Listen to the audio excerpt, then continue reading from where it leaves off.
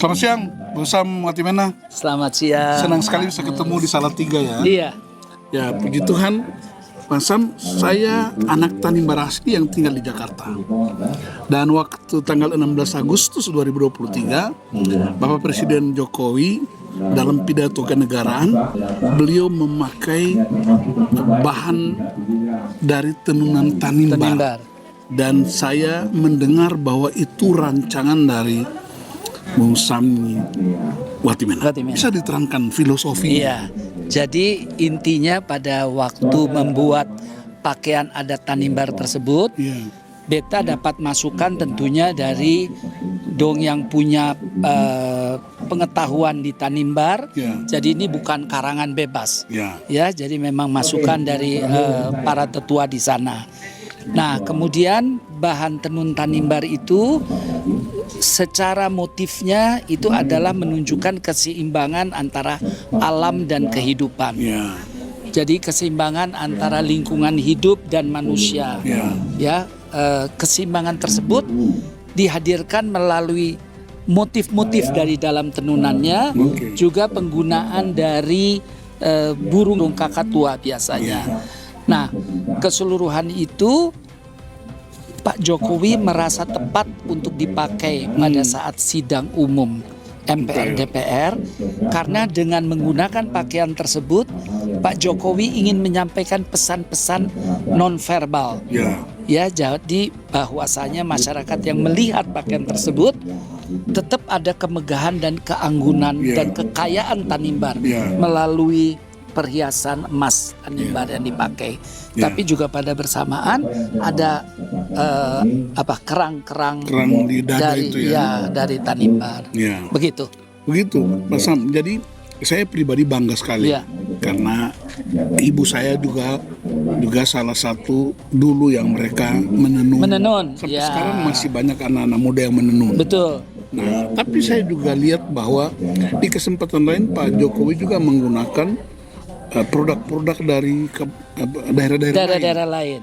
Nah, Pak Sam mau bilang apa tentang itu? Jadi menurut saya pribadi berterima kasih bahwa Pak Jokowi sejak pemerintahan beliau pada saat 17 Agustus maupun 16 Agustus selalu menggunakan secara bergilir berbagai kostum daerah. Pakaian adat, bukan sekedar pakaian tradisi, tapi pakaian adat.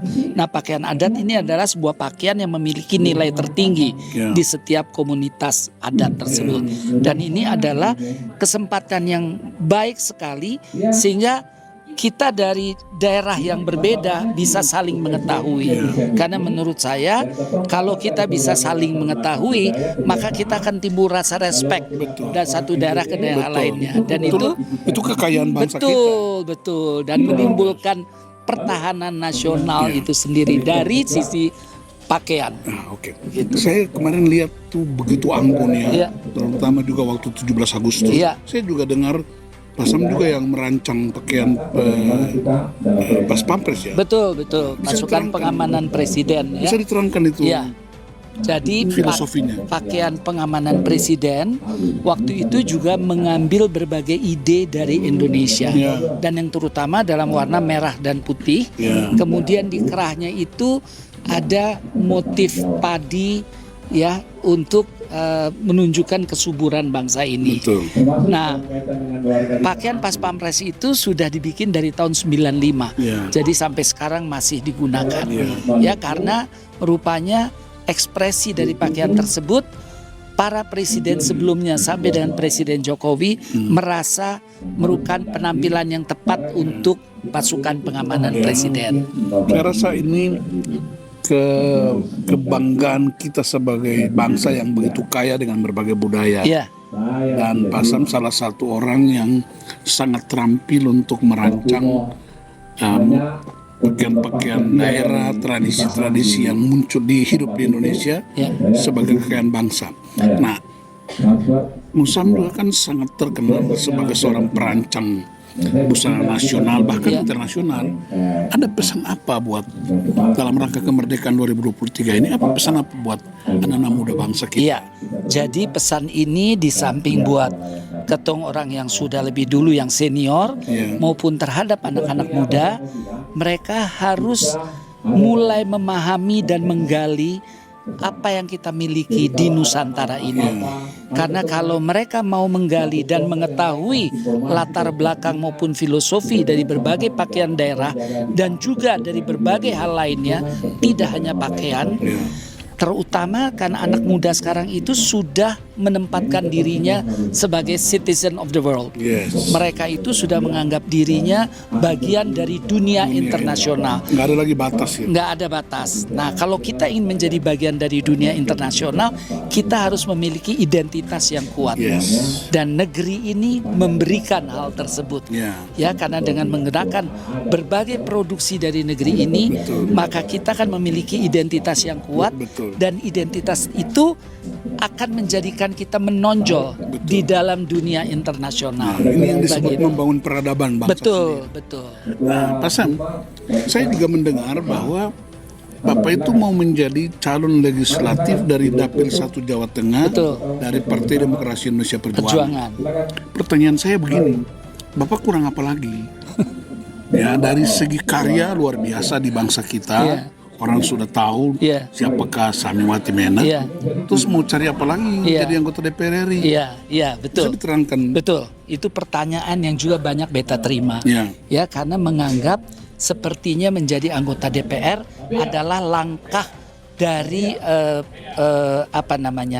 pencarian identitas diri. Jadi bukan seperti itu yang beta ingin usahakan atau harapkan, perjuangkan untuk menjadi anggota DPR supaya terjadi pemerataan yang lebih signifikan. Ya, lebih signifikan. Dan juga saya ingin berusaha bahwa melalui budaya bahwa pemerataan ekonomi itu bisa terjadi. Jadi bahwasanya budaya atau seni ini bukan sekedar kegiatan hobi, tapi ini adalah kegiatan mendasar untuk memperkuat diri kita, peradaban kita sebagai bangsa Indonesia. Nah, itu yang mungkin Presiden bilang ini karya-karya kreatif yang diciptakan oleh anak-anak bangsa. Dan salah satu media yang paling kuat untuk memperjuangkan itu ya melalui legislatif. Nah, yang terakhir, Sami ini kan orang Ambon, Watimena. Kok masuknya dari Dapil 1 Jawa Tengah? Apakah ini juga karena salah satu bentuk nasionalisme kita berbeda-beda tapi satu. Dan bisa menyebar ke berbagai daerah menjadi motivator buat berbagai unsur di wilayah kita. Apa pendapat? Jadi memang tujuannya itu. Karena kalau kita sudah bisa menjadi bagian dari dunia, kenapa kita di dalam negeri sendiri tidak kemudian crossing the culture? Karena dengan kita crossing the culture, apresiasi dari satu kultur ke kultur lainnya akan lebih kental terjadi. Gitu. Jadi berarti kita menyumbang terhadap NKRI kita. Betul. Memperkaya ya, saling memperkaya. Jadi potensi-potensi anak muda, karya-karya anak muda juga bisa ditampung di negeri kita ini, dihormati di negeri kita sendiri. Oke, saudara-saudara, saya tidak secara kebetulan, ini atas kasih karunia Tuhan. Saya ketemu dengan Bang Sam Watimena di Salatiga. Kami ada kegiatan dengan UKSW untuk mahasiswa, dan Pak Sam juga ada di sini ketemu dengan komunitas Maluku untuk ibadah syukur 17 Agustus. Jadi saya berharap kita berdoa supaya bangsa ini tetap kuat, utuh, tapi juga orang-orang seperti Pak Sam yang sudah berkarya buat bangsa kita, punya keterampilan, punya kreativitas, menjadi motivasi yang kuat buat anak-anak muda untuk membangun kreativitas mereka di berbagai bidang kehidupan, terutama juga di daerah-daerah yang terpencil. Terima kasih untuk mengangkat budaya Tanimbar, salah satu daerah kita di Indonesia, dan itu tempat saya lahir. Itu ada lagunya di sana, tempat lahir beta. Dan itu saya terima kasih banyak. Dan juga di Jawa Tengah, saya berharap dengan Tuhan izinkan Bapak terpilih jadi anggota DPR RI, memberi kontribusi yang kuat buat kreativitas dan kecerdasan anak-anak muda untuk semakin berkarya bagi masa depan. Terima kasih. Ada sesuatu yang mau Bapak sampaikan Iya, dalam rangka 17 sampaikan. Agustus? Teman, yang pertama adalah saya mengucapkan terima kasih bahwa mendapatkan apresiasi dari Pendeta Martinus Liur, Ya. dan beliau juga tadi turut mendoakan untuk segala sesuatu bisa berjalan lancar.